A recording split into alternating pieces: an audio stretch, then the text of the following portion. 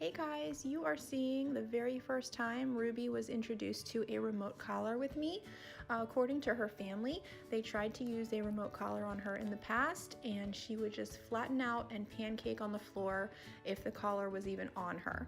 So that tells me that it was probably not being used at low levels for training purposes like I'm doing here. So if you put a remote collar on your dog and don't tell them exactly what it means, then you're usually going to get a reaction like that where they just freeze because they don't understand what's happening or what the sensation means. So in this session, I'm introducing the collar at really low levels as I'm calling her to me using the leash as guidance, because remember, she doesn't know what the stim means unless you teach her. So as I'm saying, Ruby, come, I'm hitting the button at a really low level, I'm guiding her to me, and I'm releasing it as soon as she commits to come to me. Then I'm layering it again over sit because she already knows the command sit. So she already is familiar with the leash pressure for the sit command. So I'm layering the remote collar pressure over the leash pressure and totally releasing everything when she completes the command. This is a really cool way to introduce the stim and the sensation of the remote collar. It's really engaging.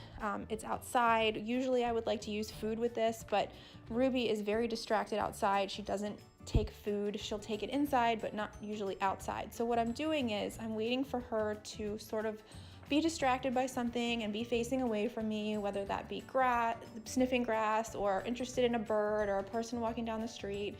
So I'll wait for that moment where she's facing away from me, and as I'm saying, Ruby, come, I'm simultaneously hitting the button. When she turns and commits to me, everything releases, she gets praise, and that she's figuring out when I feel this tingle, if I go to Julie, it goes away. So I'm teaching her what it means, and it's being used at such a low level that it literally feels like a tingle or like a fly landing on your skin, something to grab her attention when she's so distracted outside that says, hey, you know, there's a person at the other end of this leash that you have to pay attention to. So that's what we're working on. It was a really great first session with the remote collar. We're going to advance this e-collar training and layer it over all the commands that she knows. Sit, down, place, heel. E-collar heel is going to be a game changer for her because she's so distracted on walks, pulls really hard, interested in everything around her but the person holding the leash. But I just wanted to show you the very first session with the e-collar. So thanks for watching.